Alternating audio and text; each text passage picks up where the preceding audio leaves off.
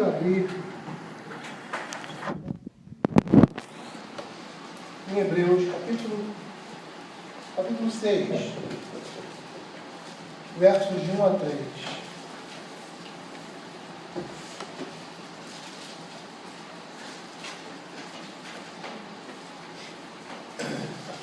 Bom, inicialmente, eu gostaria de dizer aos irmãos que esses versos de 1 a 3, eles fazem parte do capítulo 5.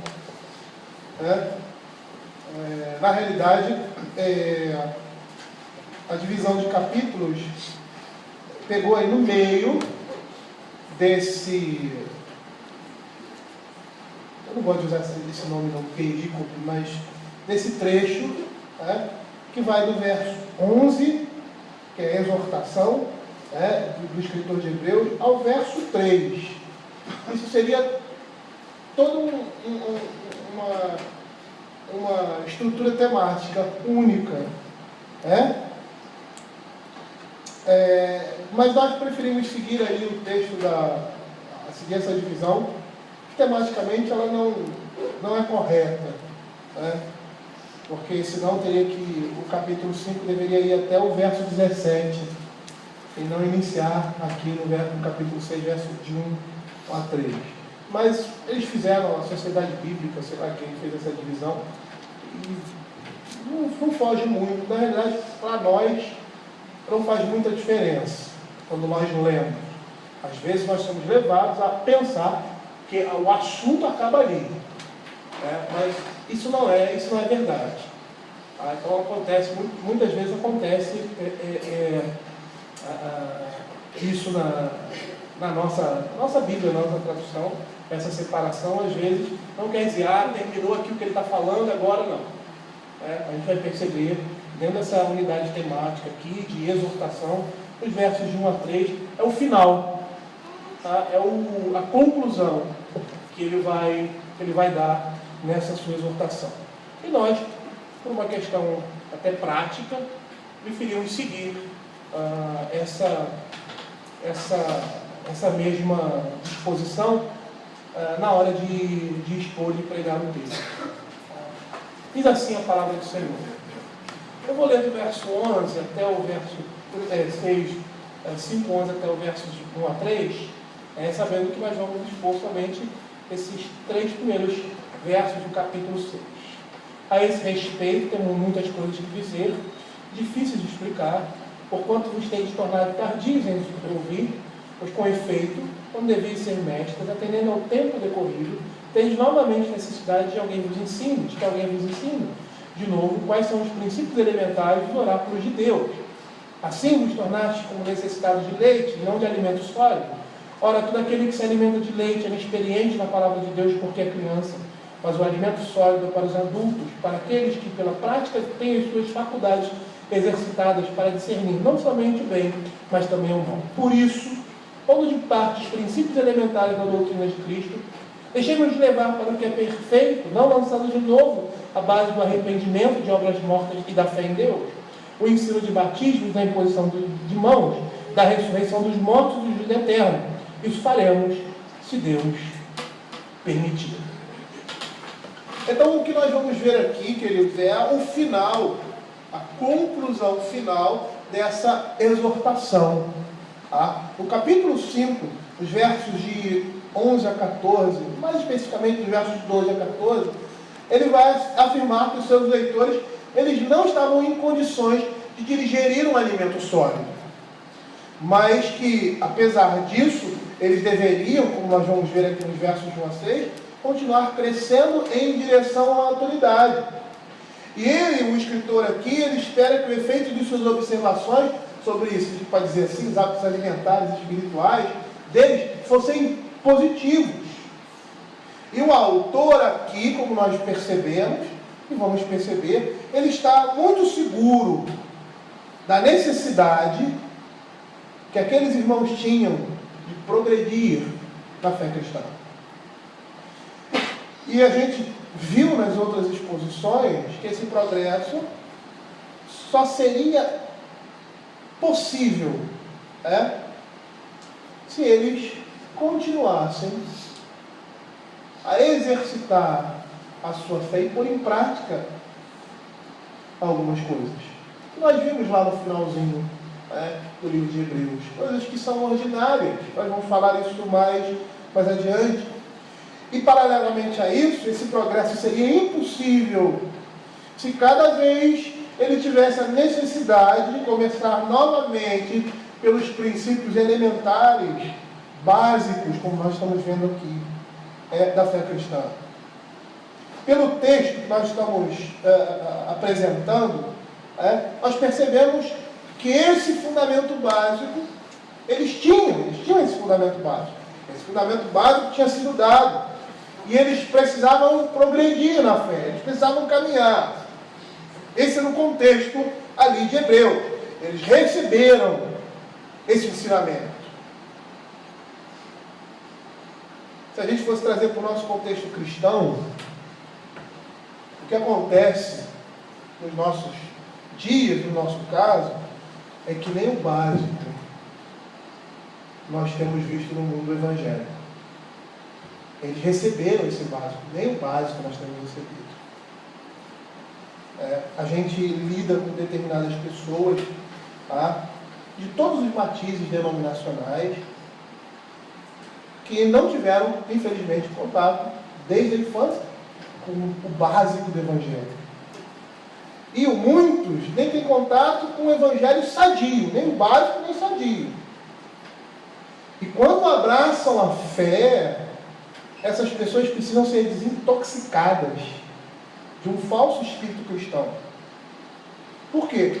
Porque muitas vezes esse cristianismo que nós temos aprendido aí, ele é mesclado de tantas influências, mesclado de uma influência de um pensamento de uma lógica pentecostal, que não é um pensamento de uma lógica bíblica. Hoje eu estava de manhã reparando o cântico, e as vozes dos homens fortes. O Evangelho é essencialmente masculino. O culto é essencialmente masculino. Isso não exclui as mulheres. Pelo contrário, inclui as mulheres. Quando a gente fala isso, a gente está dizendo que é masculino por quê? Porque o culto chama, e a palavra de Deus, a reflexão, chama a ação e não a emoção. O cântico, no culto congregacional, está voltado para a palavra. A liderança do culto é masculina. Por quê? Porque quando a liderança do culto é masculina, a mulher é inserida. A feminilidade dela é respeitada. É interessante que o movimento pentecostal, o comportamento dele é extremamente feminino. É emocional. É histérico. Não estou dizendo que as mulheres sejam histéricas, apesar da palavra histeria vem de útero. É um culto com altos e baixos. A gente estava até conversando hoje na mesa do almoço sobre isso. As mulheres hoje estão bem, amanhã não estão. Isso é uma característica feminina. Essa emotividade. O culto pentecostal é essencialmente feminino e adolescente. Não é um culto maduro. E essas são as influências que nós recebemos. Um cristianismo mesclado por esse pensamento e por essa lógica pentecostal, por um pensamento, uma lógica liberal, e até mesmo de um cristianismo mundano e herético. E nós, que somos influenciados por esse tipo de cristianismo no nosso meio evangelical, precisamos nos despojar dessas coisas para começarmos a progredir na fé cristã. Um progresso sadio. Mas isso não era o caso deles aqui. Tá? Esses irmãos, como nós estamos vendo aqui, eles foram instruídos naquilo que era básico à fé cristã. Mas eles estavam pecando. E por que eles estavam pecando? Porque eles não estavam progredindo no Evangelho. O escritor aqui de Hebreus vai dizer que ele tinha necessidade sempre de voltar, a ideia era de voltar a esses princípios elementares. Não tinha como dar continuidade, porque eles não estavam se desenvolvendo. E nessa perspectiva eu quero terminar aqui a exposição e o desenrolar do escritor de Hebreus nessa exortação, quando ele diz no verso 1: por isso, pondo de parte os princípios elementares da doutrina de Cristo, deixemos-nos levar para o que é perfeito, não lançando de novo a base do arrependimento de obras mortas e da fé em Deus. Por isso nós temos aqui essa exortação do autor sagrado.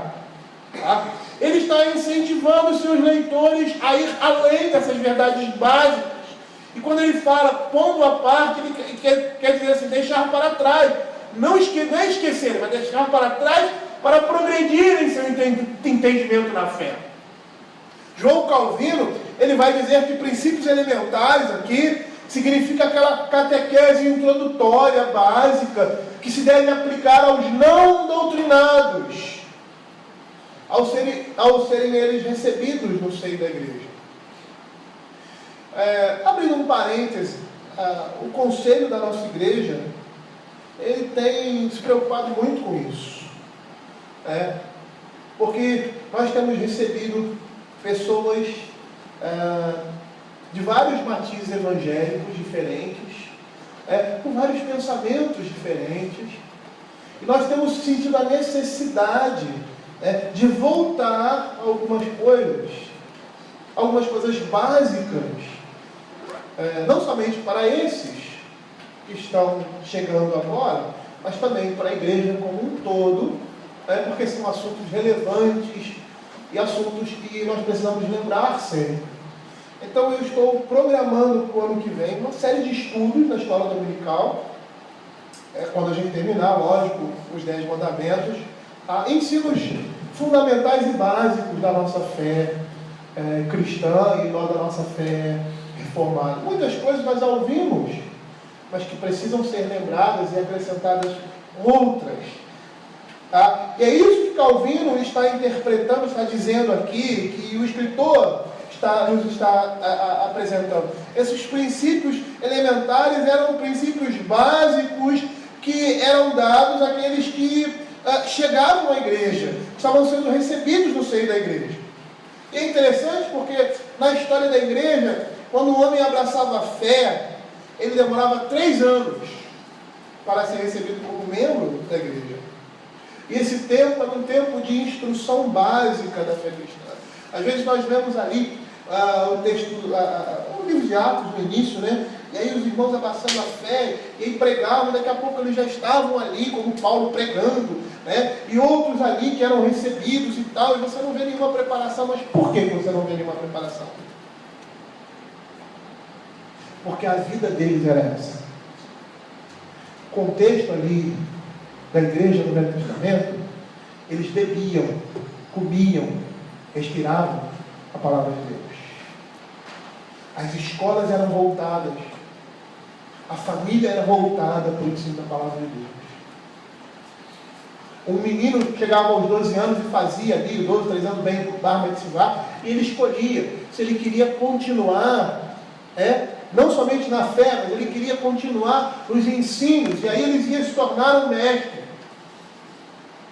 E isso continuava, ele poderia chegar a um fariseu, a um escriba, a um doutor da lei, no caso do apóstolo Paulo.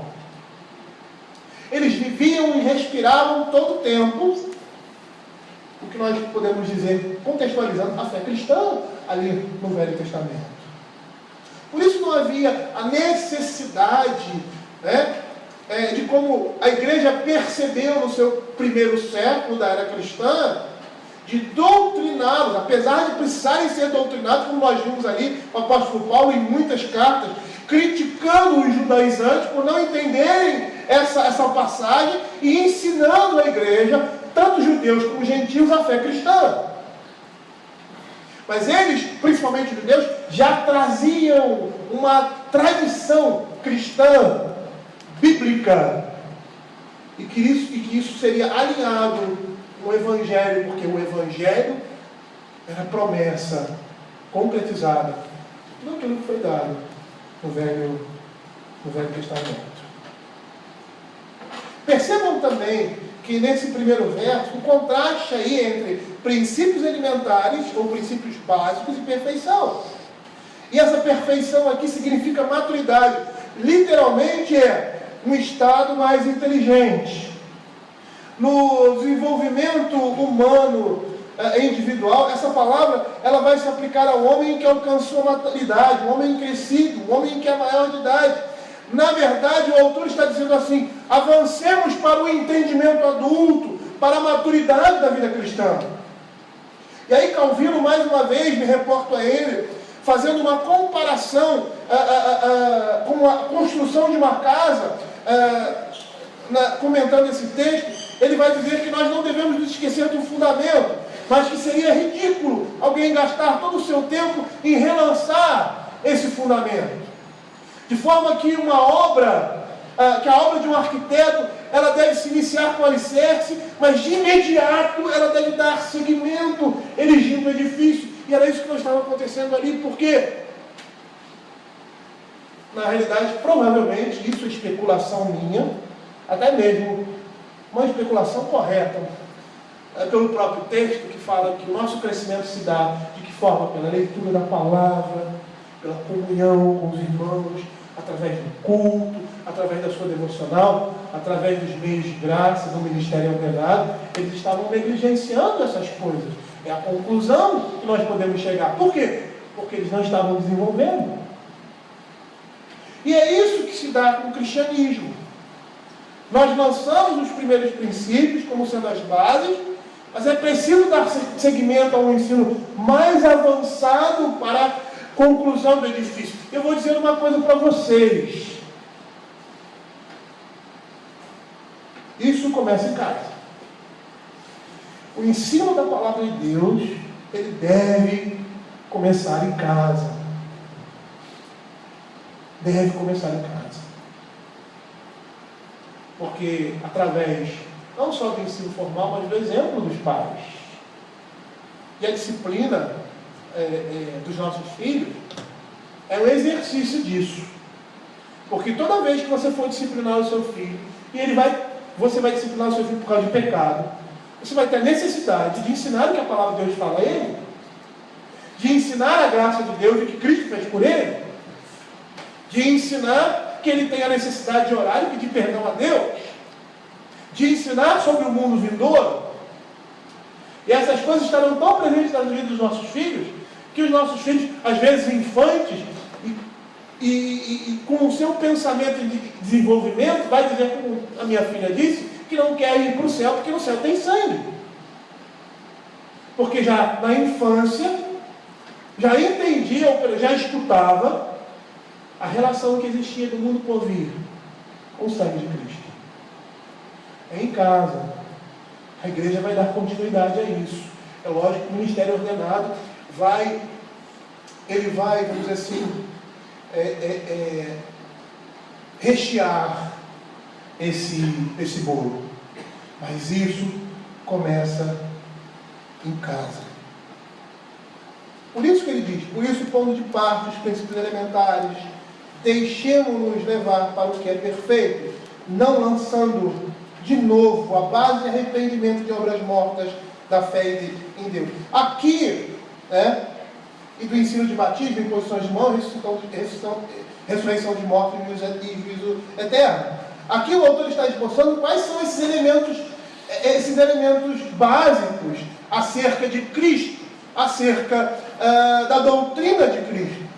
E provavelmente aqui nós temos o que a igreja primitiva considerava de um cristianismo básico.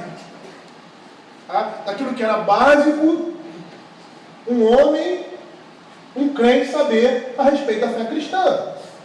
F.F. Bruce, que é um comentarista do Novo Testamento, ele diz que esses itens listados aqui são tanto judaicos como cristãos, ou seja, tanto representavam o ensino lá do Velho Testamento, o judaísmo, como representa, lógico, né, o ensino cristão. E essas verdades, elas também poderiam ter sido usadas como um catecismo que novos convertidos deveriam aprender antes de serem totalmente aceitos no corpo de Cristo. E quais são elas? Eu gostaria de apresentar esses princípios elementares aqui. Primeiro seria, lançando de novo, base de arrependimento de obras mortas e fé em Deus. Percebam que nós temos aqui três pares: arrependimentos de obras mortas e fé em Deus, ensino de batismo e imposição de mãos, ressurreição dos mortos e do juízo eterno. E esses três pares, cada par vai estar relacionado um com o outro. Por que eu estou falando isso? Porque no ensino de batismo e imposição de mãos, nós temos aí uma incógnita entre alguns comentaristas. Mas vamos ver o que essas coisas representam. Então, o primeiro fundamento seria arrependimento de obras mortas. E nós percebemos que a vida cristã começa com o quê? Com arrependimento para a vida, o que nós chamamos lá, ou o que o texto da Escritura fala ali no original, a palavra que até mesmo os leigos conhecem, metanoia, que significa mudança de mente. E essa é a palavra para arrependimento no Novo Testamento. E a ideia é que o cristão começa uma nova vida, uma nova atitude para com Deus. Os homens, a vida e a si mesmo, na sua conversão. E a ideia aqui é o arrependimento de atos, obras mortas, que levam à morte. Não é aquele tipo de arrependimento que o crente deve ter em toda a sua vida. A prática, uma prática que deve prosseguir ativamente na vida do cristão até o fim da vida, como nós fazemos aqui no momento da liturgia. Mas o foco aqui é o arrependimento que representa o início da vida cristã com a conversão a Deus. Esse é o primeiro componente, é o primeiro fundamento espiritual da fé cristã. Abram Atos capítulo 2, verso 38. Diz assim: respondeu-lhe Pedro: arrependei-vos e cada um de vós seja batizado em nome de Jesus Cristo para a remissão dos vossos pecados e recebereis o dom do Espírito Santo. O que aconteceu daí? Depois, 3.000 pessoas foram convertidas e a igreja começa daí. É o princípio da igreja universal, da igreja católica, que é a nossa igreja universal e católica, é a mesma coisa. Atos capítulo 3, verso 19. O mesmo contexto. Arrependei-vos, pois, e convertei-vos para serem cancelados os vossos pecados. E o que significa esse arrependimento? O que significa o que o escritor de Hebreus está dizendo aqui? Arrependimento de obras mortas significa afastar-se de algo que é prejudicial à vida. E nesse caso, o arrependimento vai constituir uma ação negativa, ou seja, uma ação que resulta em não mais fazer aquelas coisas, aqueles atos que levam à morte. Por isso que é arrependimento de obras mortas. É uma atividade envolvendo a mente e o pensamento de uma pessoa. O homem, a partir desse arrependimento, ele não mostra mais interesse em atividades que conduzem à sua destruição. Ele agora evita os efeitos do pecado que traz a morte. Como nós vemos lá em Romanos capítulo 5, verso 12, dizendo que o pecado entra por um só homem, da mesma forma que a morte passa a todos os homens. Após o arrependimento de obras mortas, o arrependimento para a vida, o homem não se lança mais numa vida de pecado, mas pelo contrário, ele nega, ele não faz mais aquilo que o levava à morte e que era característico da sua vida. É interessante que uma das palavras para pecado no Velho Testamento, pecador, melhor dizendo, é aquele que merece o juízo de Deus por causa das suas obras. Essa é a ideia. Mas lá em Romanos capítulo 6, verso 23, nós temos também mais essa relação aí de obras mortas, ou seja, o salário do pecado, que é a morte. Porque o salário do pecado é a morte, mas o dom gratuito de Deus é a vida eterna em Cristo Jesus.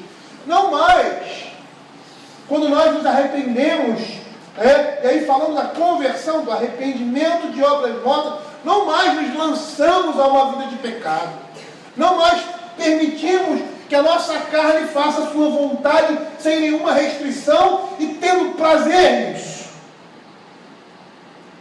E é isso que ele chama aqui de fundamento, de princípio básico. Arrependimento de obras mortas. O autor aqui estava dizendo que não era necessário que os seus leitores lançassem novamente, ou seja, que ele lançasse novamente sobre os seus leitores o fundamento desse arrependimento. Eles deviam prosseguir, dar prosseguimento. Mas ele diz aí nesse par, arrependimento de obras mortas e fé em Deus. Não é que deixasse para trás, mas é ter alguma coisa como a construção de edifício e partir para outras. Porque o arrependimento de obras mortas e a fé em Deus vai ser fundamento para outras coisas maiores. Se os crentes não conhecem isso, se os crentes não têm essa concepção, como é que eles vão partir para outros? Eu sempre digo que para nós conhecermos a fé cristã, existem algumas doutrinas básicas que nós precisamos entender. E uma das doutrinas básicas que eu acho importantíssima, mas que são básicas, para nós compreendermos toda a Escritura, são os 5 pontos da fé cristã, ou chamados 5 pontos calvinistas. Não tem como o crente entender a Escritura se ele não perceber, se ele não entende isso aí. A eleição, expiação limitada, perseverança dos santos, é tulipe. É o básico. É o básico. E eu acho que algumas pessoas pensam que a fé cristã, e aí eu vou chamar de fé reformada, mas é a mesma coisa, se limita a isso. Isso é o básico. O básico. Vou usar uma expressão do quartel. Quem não conhece isso aí, que não entende, está morto. Precisa entender. Porque senão, a prática de vida vai ser completamente prejudicada por não entender essas coisas.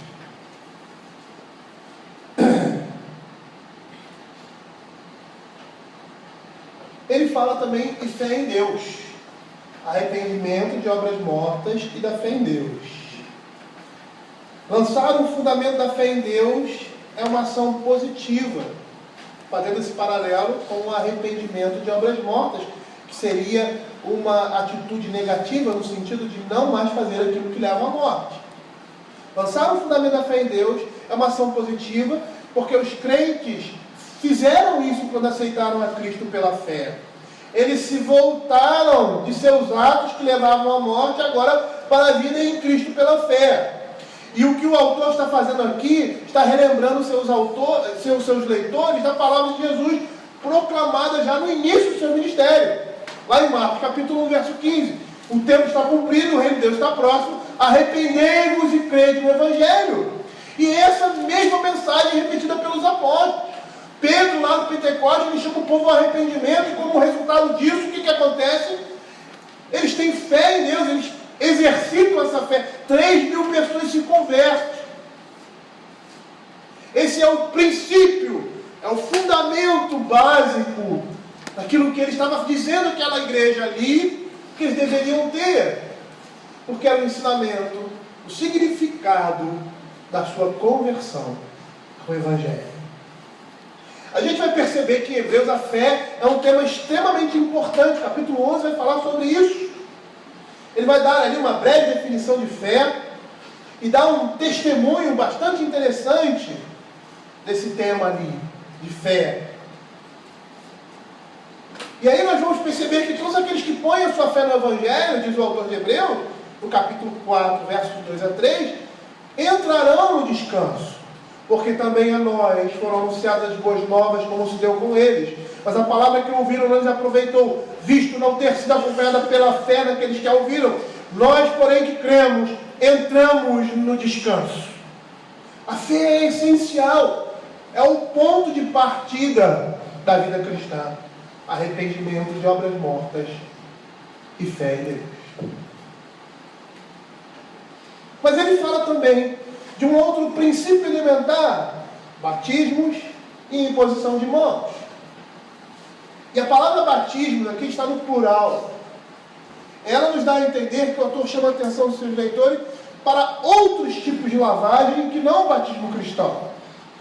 Provavelmente ele está expressando um contraste entre o batismo cristão e todas as outras lavagens cerimoniais conhecidas daqueles leitores, que em sua maioria, nós podemos dizer, eles eram judeus. Ele chama de hebreus.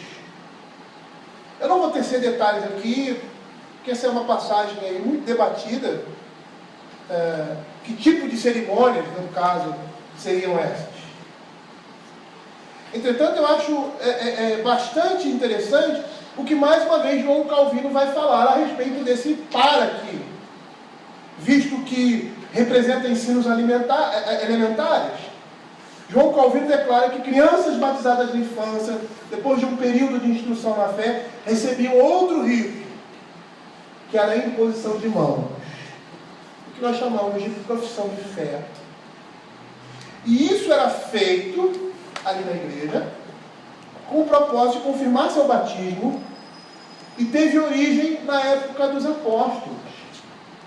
A doutrina do batismo ela está sendo considerada algo que representa os princípios básicos da fé cristã. E quando ele fala doutrina do batismo, nós vamos perceber que a doutrina do batismo começa contextualizando com o batismo infantil. Porque se nós formos fazer o contraponto no Velho Testamento, qual era o batismo no Velho Testamento? Circuncisão. E se eu não me engano, com algumas exceções na Escritura, tirando os judeus prosélitos, todos os cristãos do Velho Testamento tinham como início, ou primeiro batismo, a circuncisão. Então, ao falar de batismo aqui, nós estamos falando do batismo na sua completude, ou seja, o batismo infantil e tudo aquilo que representa, porque o batismo começava na infância, não era na idade adulta. A idade adulta era para que as pessoas não tinham nascido na família da fé, mas recebiam agora o selo da justiça da fé, porque abraçavam a fé cristã, ou seja, a fé judaica do Velho Testamento. E aí eles eram circuncidados.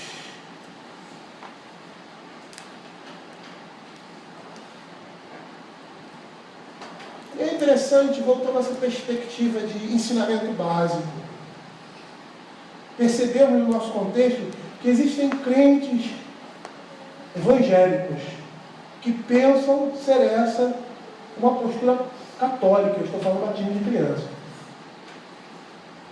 E outros nunca ouviram falar dessas coisas. E aí eu volto a fazer aquele parênteses que eu fiz no sinal, no início. Eles tinham isso. E nós? E a nossa tradição cristã evangélica? Nós não temos isso. Eu sempre falo uma coisa, porque vejo a nossa igreja.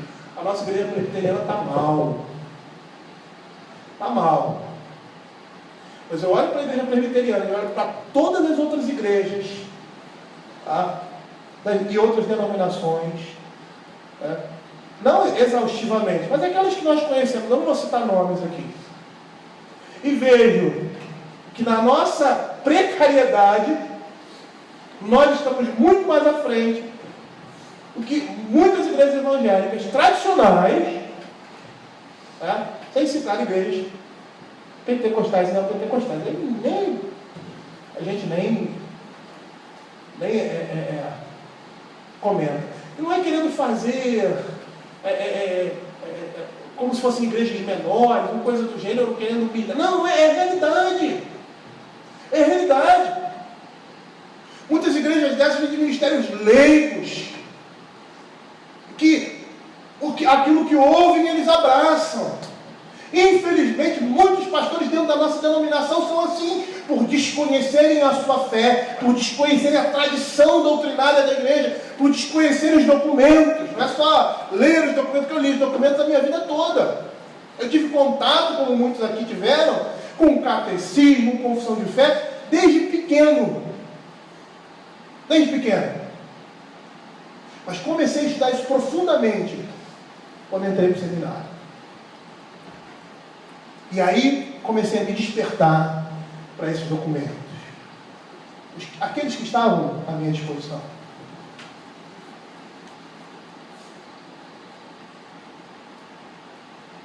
Agora, se a situação deles, o escritor aqui está criticando eles porque eles não estão desenvolvendo, porque tem o básico, o que será do nosso contexto evangélico, que nem o básico nós temos?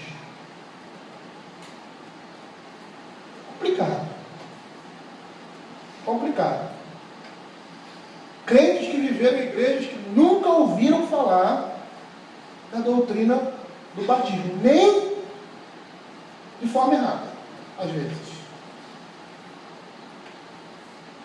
Que é o cerne da doutrina do Velho Testamento. Uma vez eu estava conversando com um pastor, ele é de uma outra denominação, não vou dizer, um cara firme, um cara bom, um cara cabeção. E aí nós estávamos conversando e ele disse para mim assim, Aurélio, realmente não tem como fugir disso. A questão da teologia do pacto e o batismo infantil ali. Mas só que a nossa tradição é muito forte. Ele reconhece, mas reconhece que por causa de uma tradição errada, a igreja está tão arraigada aquilo ali, que não consegue enxergar a verdade, que está ali na sua cara. Por quê? Porque teve toda uma instrução corrompida, teve toda uma instrução deturpada. E aí, quando chega diante da verdade, eles não conseguem aceitar a verdade. É isso que as heresias, é isso que o erro faz com nós crentes. Mas a solução está no final, nós vamos chegar lá. Mas ele fala sobre arrependimento de obras mortas, ou seja, ensino de batismos e da imposição de mãos. Como nós já falamos aqui, na perspectiva de Calvino, e eu concordo com o João Calvino nesse sentido, tá? Eu acho que ele está certíssimo quando diz que isso está relacionado ao batismo, ou seja, ao que nós fazemos hoje como profissão de fé, que naquele tempo era feito e os apóstolos impunham as mãos sobre as crianças que chegavam nessa idade. Mas a gente sabe que a imposição de mãos, na prática judaica, é vinculada a algumas coisas, como a transmissão de bênçãos e também como o comissionamento e no ritual levítico. Abram aí Números 27 e 18. Transmissão de bênçãos, comissionamento e no ritual levítico. Nós vamos ver isso também no Novo Testamento. Porque o princípio vai ser o mesmo.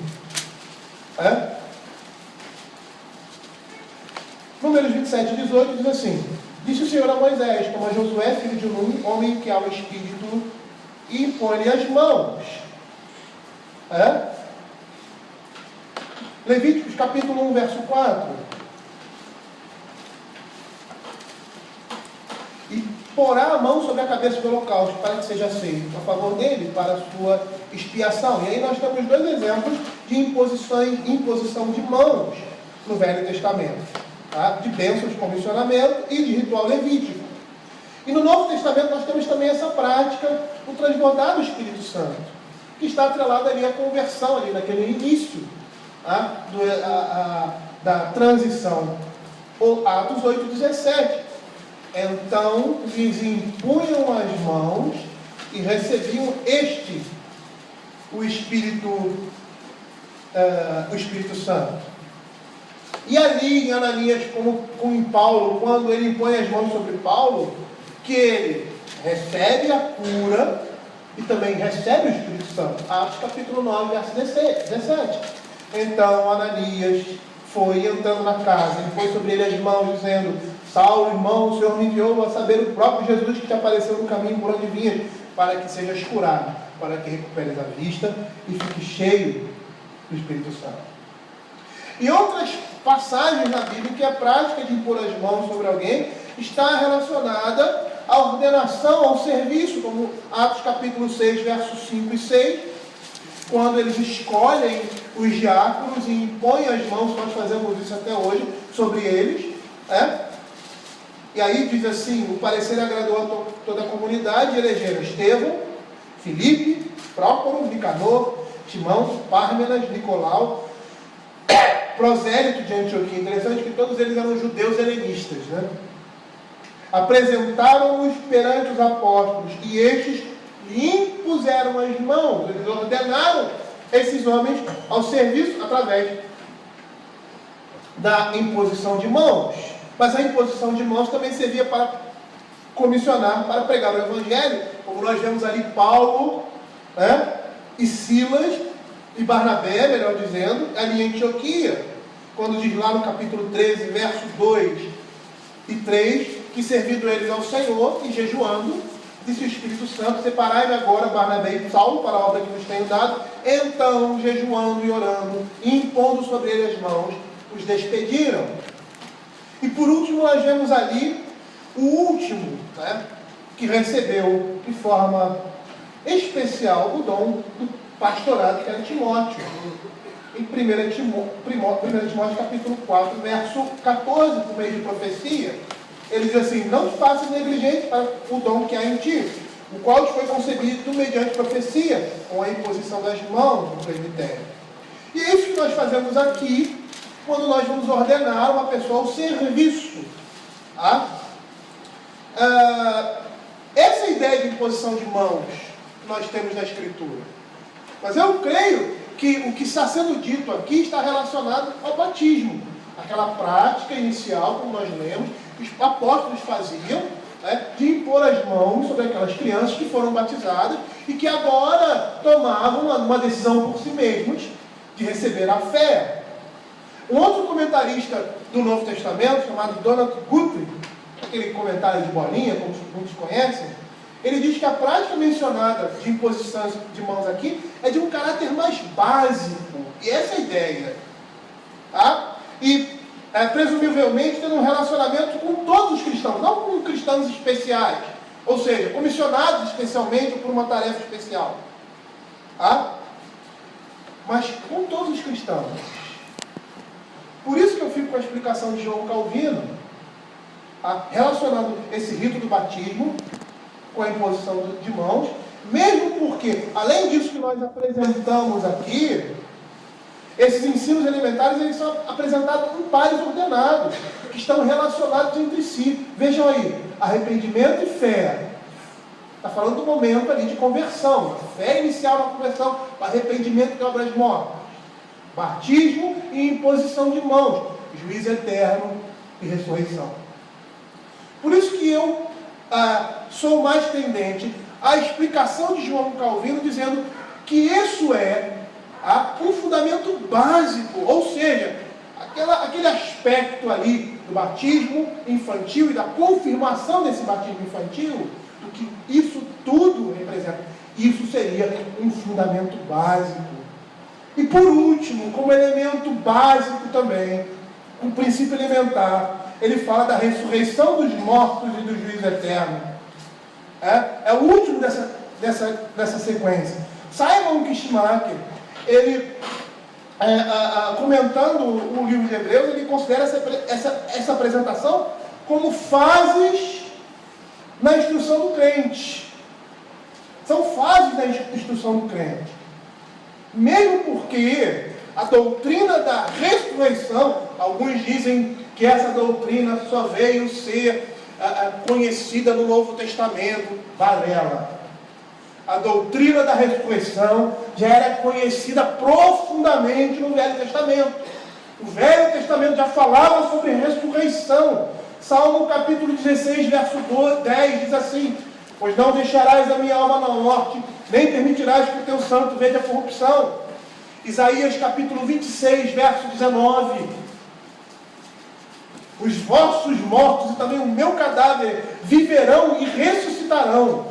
Despertai e exultai os que habitais no pó, porque o teu orvalho, ó Deus, será como orvalho de vida, e a terra dará luz aos seus mortos. Daniel capítulo 12, verso 2. Eu vou correr um pouquinho, estou já no final. Diz assim: muitos dos que dormem no pó ressuscitarão, uns para a vida eterna, outros para a vergonha e horror. E por último, Ezequiel capítulo 37, verso 12. Portanto, profetize e diz: assim diz o Senhor, eis que abrirei a vossa sepultura e vos farei sair dela, ó povo meu, e vos trarei a terra de Israel. Sabereis que eu sou o Senhor, quando abrir a vossa sepultura e vos sair dela, e vos fizer sair dela, ó povo meu, povo meu. E o Senhor Jesus, ele ensinou essa doutrina, claramente, lançando sobre si a ressurreição, dizendo lá em João capítulo 11, 25 e 26, que ele era a ressurreição e a vida. Disse Jesus: eu sou a ressurreição e a vida, quem crê em mim, ainda que morra, viverá, e todo aquele que vive e crê em mim não morrerá eternamente. Crês isso? E Marta disse, quando ele disse que o seu irmão Lázaro ia ressuscitar, ele disse: Senhor, eu sei que ele vai ressuscitar no último dia. Mas Jesus estava falando ali especificamente também dessa ressurreição, especificamente com Lázaro, que ele ia levantar ali do túmulo, já de 4 dias cheirando mal, porque ele era a ressurreição e a vida. Esse ensino sobre arrependimento, ou seja, sobre ressurreição dos mortos e juízo eterno, faziam parte do fundamento da proclamação do Evangelho nos apóstolos. Como vemos lá em Atos capítulo 1, verso 22. Diz assim: começando no batismo de João até o dia em que dentre nos foi levado às alturas, e um destes se torna testemunha conosco da sua ressurreição.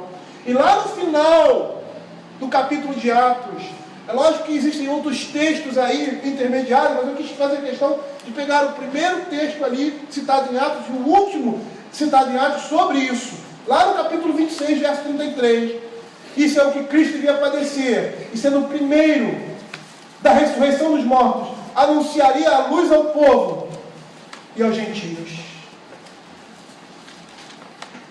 Ele está dizendo que esses eram os fundamentos, os princípios elementares da fé, que seriam um fundamento para a construção de um edifício.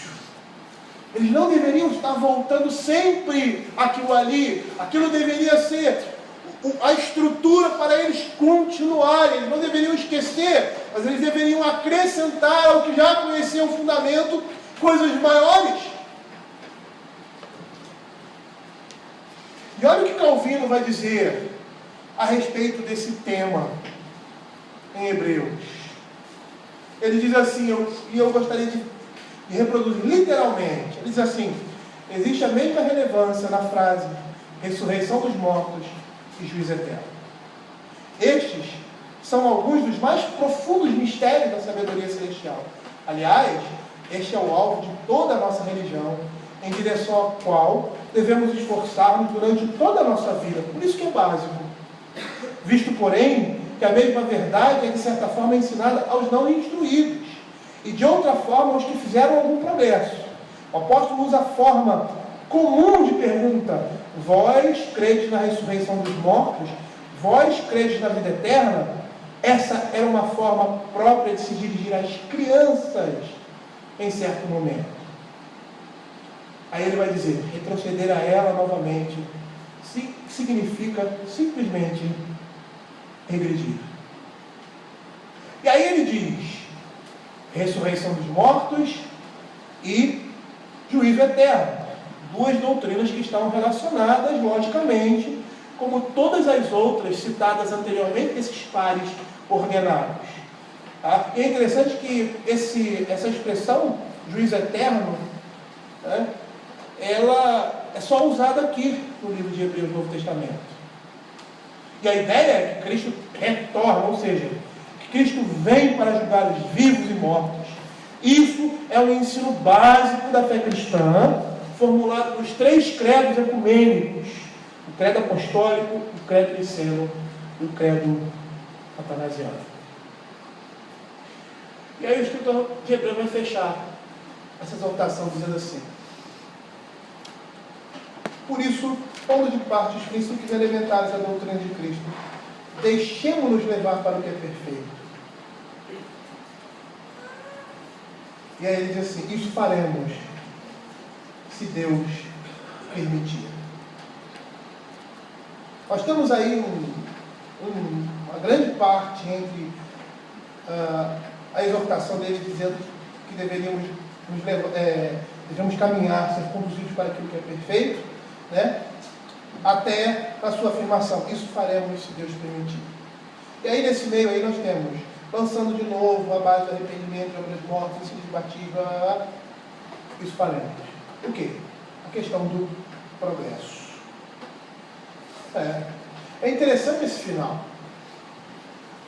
Porque, embora o escritor de Hebreus levasse a sério a sua tarefa de ensino e pastoreio, ele aqui está claramente nos dizendo que sabe que Deus precisa abrir o coração das pessoas para receberem a instrução das verdades bíblicas.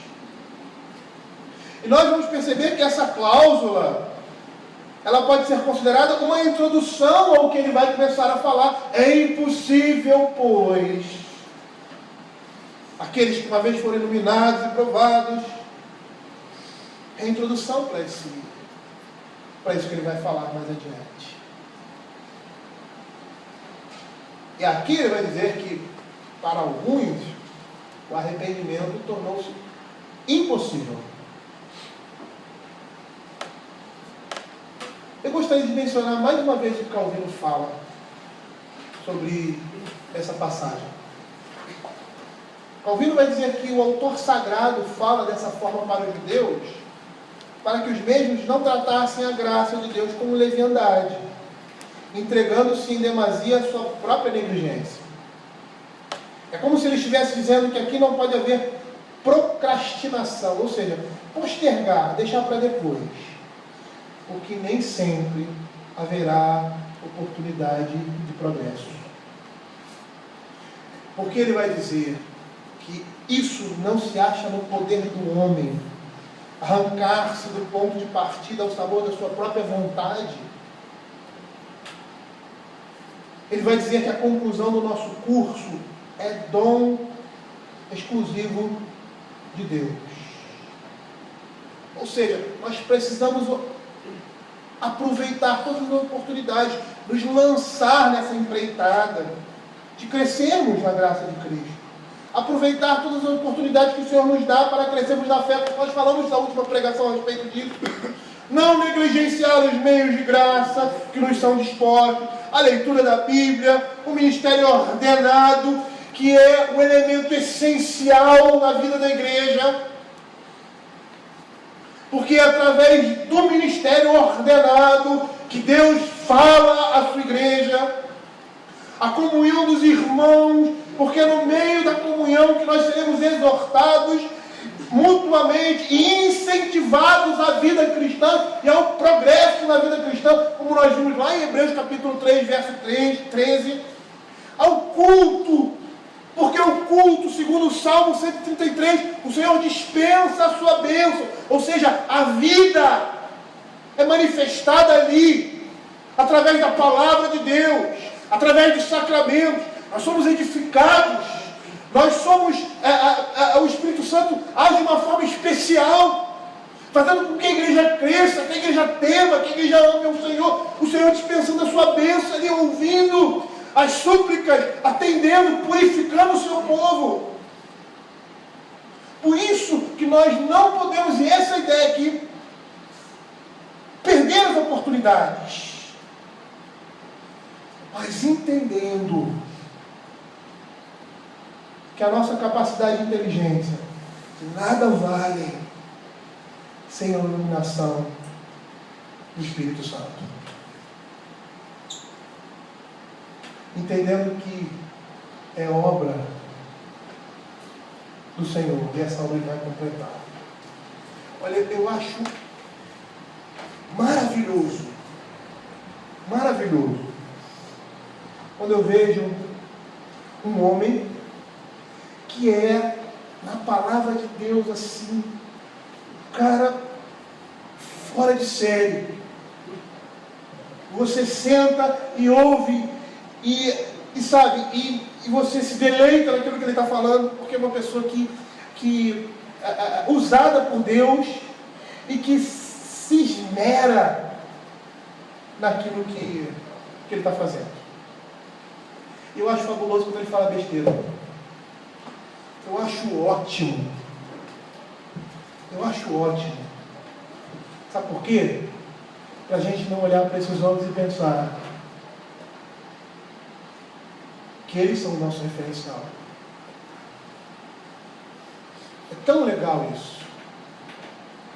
Porque por mais que respeitemos esses homens, e aí eu estaria falando da história como um todo, da nossa teologia, de homens de grande envergadura e até mesmo de pessoas do nosso tempo, mas mais olhando para a história da nossa igreja. Como determinados homens, cheios do Espírito de Deus, iluminados pelo Espírito de Deus, competentes, conhecedores da palavra de Deus, às vezes falavam coisas que não tinham nada a ver. Erravam feio. E com o tempo, com a história você vê, não, realmente isso aqui, o que eles disseram, não é compatível com a palavra de Deus. E nós temos essa capacidade de ver através da palavra. São esses homens que nos dão essa capacidade. Olha que coisa interessante. E às vezes nós queremos nos levantar acima deles e dizer que nós somos mais inteligentes, ou mais isso, ou mais aquilo outro. A gente quer estar acima do nosso mestre, dos nossos mestres, dos nossos pais. Não estou dizendo que nós não podemos crescer mais do que eles cresceram, apesar de hoje termos mais instrumentos para julgarmos a teologia e a história do passado. Dizendo, isso aqui, fulano errou. Isso aqui ele acertou. Nós não temos a capacidade que esses homens tiveram. Não vejo hoje em dia isso.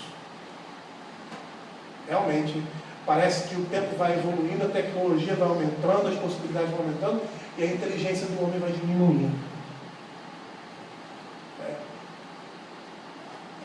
Isso em todas as áreas, na área, por exemplo, de literatura, de língua, de filosofia, você vai para os clássicos. Hoje em dia se fala de determinados assuntos e usam-se determinadas palavras que eles não usaram. Nem existia naquele tempo, mas você vai ver que está tudo lá. É tão engraçado isso. Nós precisamos entender isso. É isso que o escritor de Hebreus está dizendo. A nossa capacidade e inteligência de nada vale sem a iluminação do Espírito Santo, entendendo que é Ele que vai completar essa obra. E aí eu gostaria de terminar dizendo, por isso a necessidade que nós temos de clamar ao Senhor, para abrir os nossos olhos e os nossos ouvidos, para não nos tornarmos cegos ou surdos quanto à sua revelação. Nós devemos pedir a sua graça, o entendimento para a nossa vida e para a edificação do nosso corpo, ou seja, da igreja. Por quê? Porque é somente somente se Deus assim ordenar, é que nós vamos crescer. E essa é a vontade de Deus. Essa é a vontade de Deus. É isso que nós precisamos entender. Não é o nosso estudo, não é aquilo que a gente lê, aquilo que a gente tem na mão. Todo conhecimento que você tem, seja secular ou seja bíblico, não são essas coisas que vão fazer essa obra. Esses elementos são essenciais, são importantes. Mas você pode tê-los e ser cego com relação ao reino de Deus. Como os fariseus eram. Eles eram chamados de guias de cegos. E todos aqueles que seguiam seus ensinamentos se tornavam duplamente mais cegos do que eles.